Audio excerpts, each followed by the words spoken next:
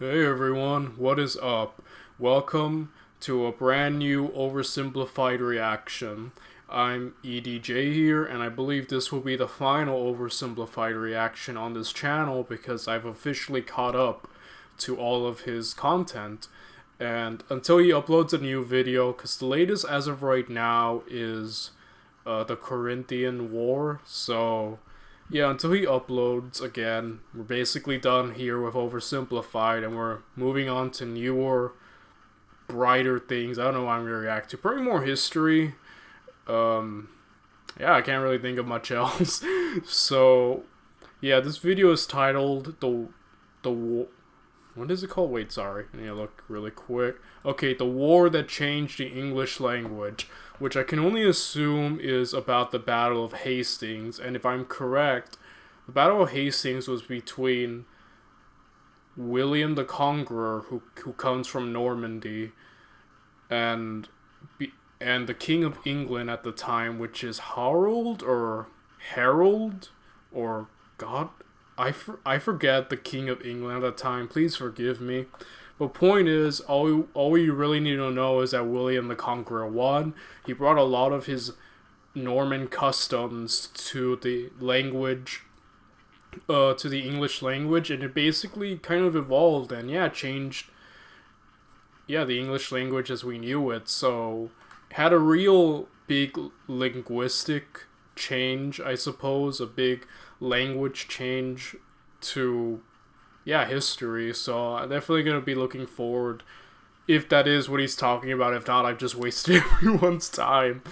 But yeah, let's just find out right now. Please follow, like, support, and subscribe to Oversimplified. The man deserves it. And yeah, without any further ado, let's just get right into it. Let's watch Oversimplified's The War That Changed the English Language. Okay, The War That Changed the English Language. With over 17,000 Let's see what this is all about. You can imagine. Keep watching until the end of the video to learn how you can get your first 2 months for free. England in the Middle Ages. The sun is shining. The birds are... So, yeah, I think he's about to say time wasn't good for peasants, which it wasn't in the Middle Ages. I think the Middle Ages, people were really were very religious, and there was a lot of thoughts about, like, a lot of contemplation about death, because it was more comforting. It was more comforting to think to suffer in this life for the greatness of heaven and the next life. And because just, like, I really love medieval English, by the way. I'm such a huge fan of, like, its literature and just games. Like, I'm playing this game called Mount and Blade Warband, which is set in, like, a medieval period where you can make your own armies, knights, and war against each other with different kingdoms. It is fun. I'm a huge fan of the Dark Souls series.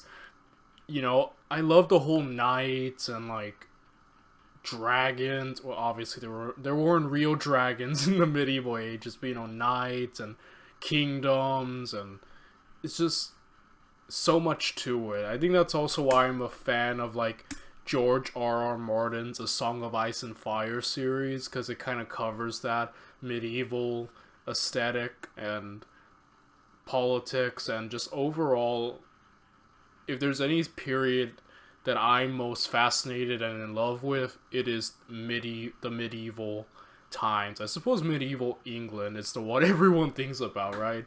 Medieval Europe, and just, yeah, I love it, man. It's so great. So I think this might be my favorite oversimplified video off the bat. We just started, right? It's like 16 seconds and I had to go on that long talk. Singing.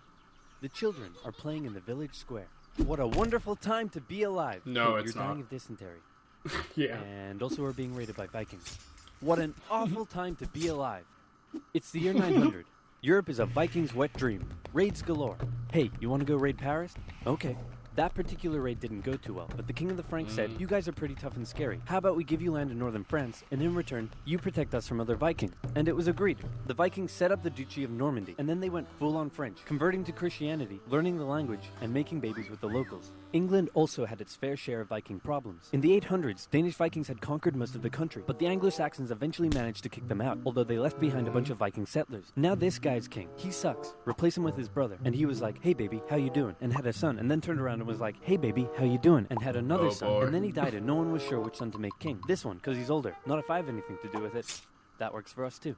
Then he grew up and married the Duke of Normandy's daughter and had a bunch of kids. Remember this one. He's important. Then his advisors came to him and said, hey man, all those Viking settlers that are living here, they might band together and kill you. Well then, why don't we kill them first? And so it was. This pissed off the Danish king, who launched an invasion, and the Vikings conquered England once again. Then the Anglo-Saxons unconquered it, then the Vikings reconquered it. The king's family had to... Anglo-Saxons and Vikings, and their constant fighting with each other.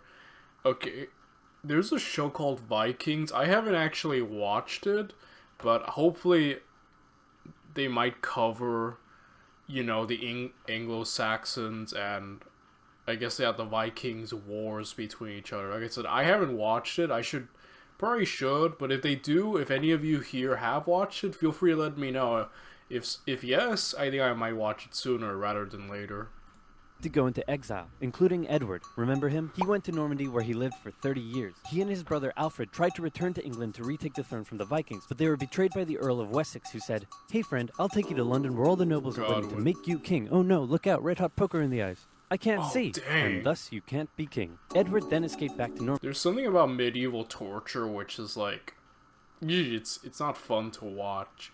Well, no torture is fun to watch, obviously, but I don't know. I know a lot about medieval torture, and it's just, oh my goodness, you know? It's not for the faint of heart. Normandy. After a few more Viking kings came and went, one finally died without an heir, and Edward was called back to England where he became king. And that's where our story begins.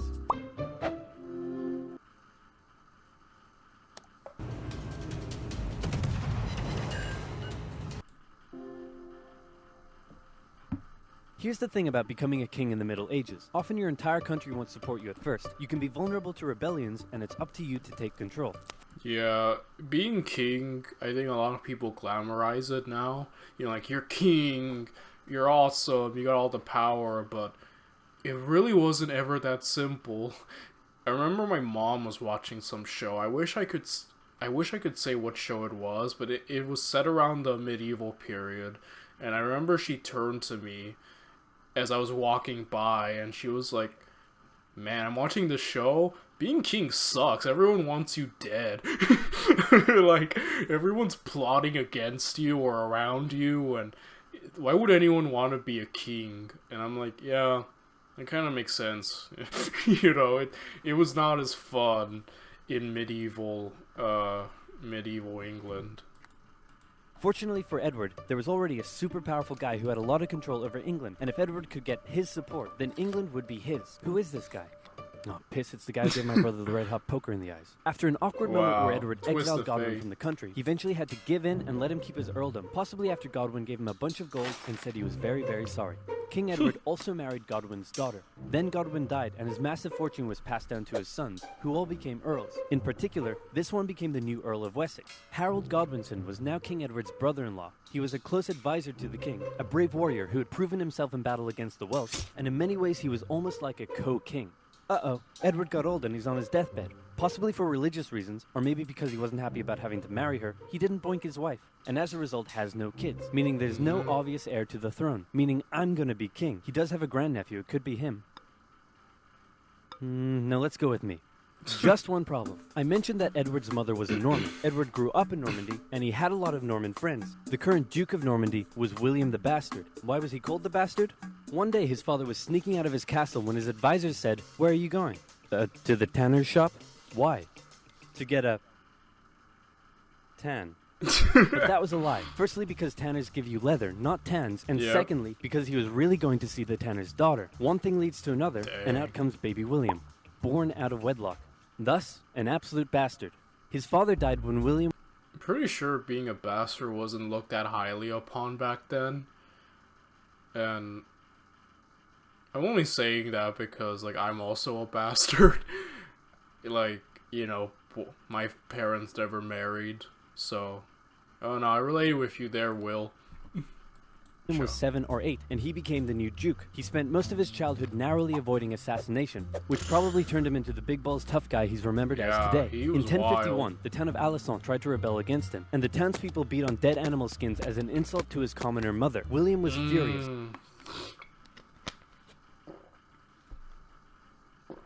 That is wild. Dang.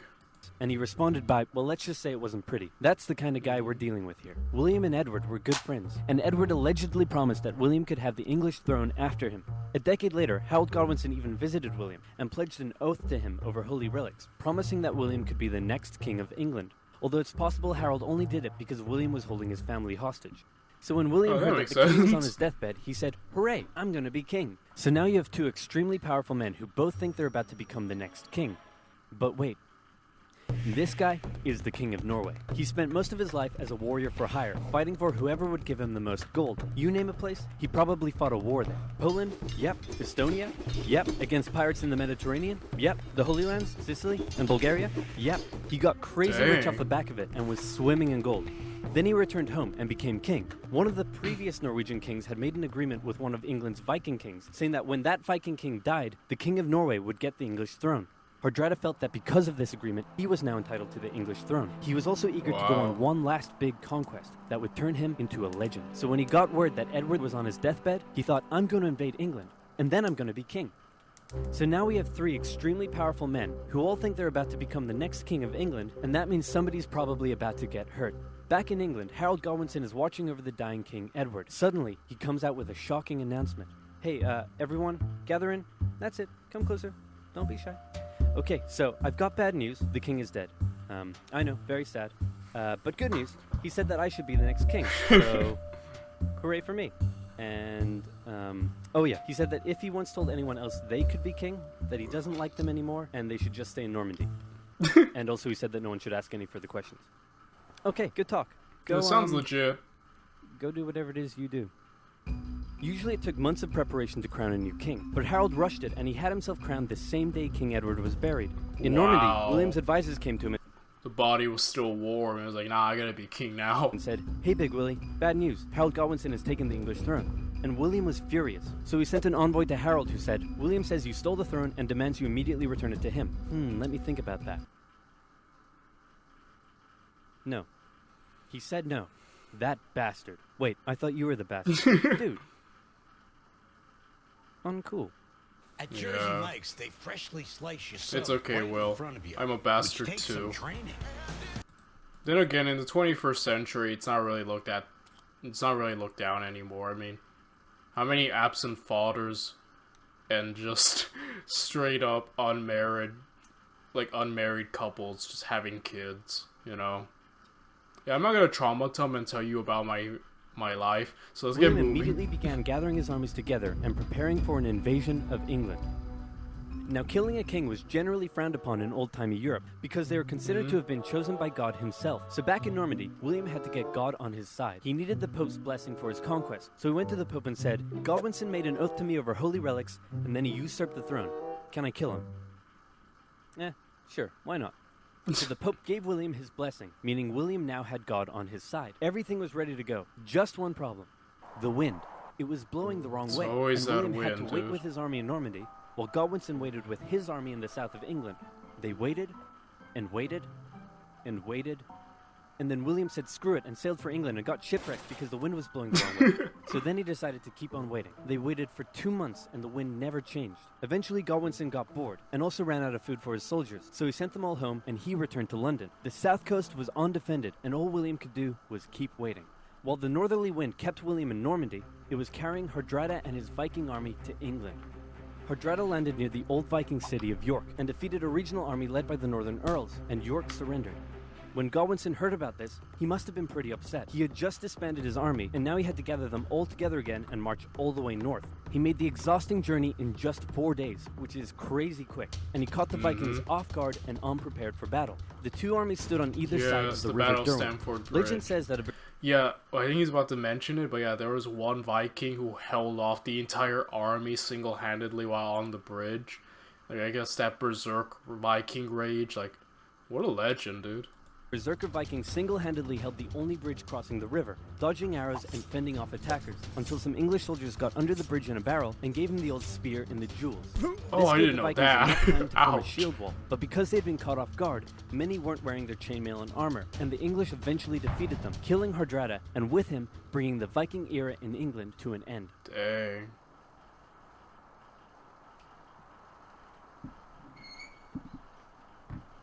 Finally! William's fleet of over 700 ships and 14,000 men set sail and landed on the English coast at Pevensey and set up camp near Hastings, and Harold was still all the way in York. His exhausted army had to march all the way south just days after their battle with the Vikings. Harold made it to London and considered just staying there and waiting for William to come to him, but William forced Harold's hand by burning down a bunch of villages. Harold's army set out and met William's on the 14th of October, 1066, and both sides prepared themselves for the Battle of Hastings. The English were on a hill, so they decided to stay there because it was a good defensive position. The Normans approached, and the two sides probably spent a while yelling at each other. William and the Normans had a few tactical advantages over the English. The first were the archers. The Normans sent volley after volley of arrows at the English, who formed a shield wall in defense. Then William sent his infantry up the hill. The English threw anything they had at them, and the Normans couldn't break through the shield wall. Then the Normans' next tactical advantage came into play.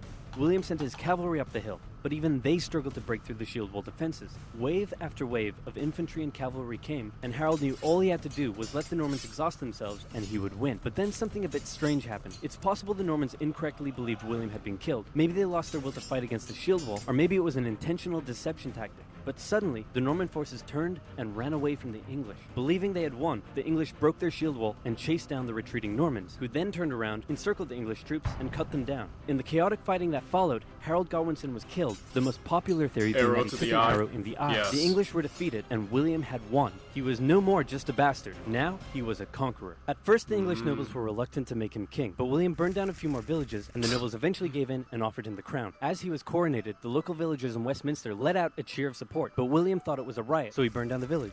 William then had to go on a long and costly campaign of quelling rebellion. Yeah, William had no chill, dude.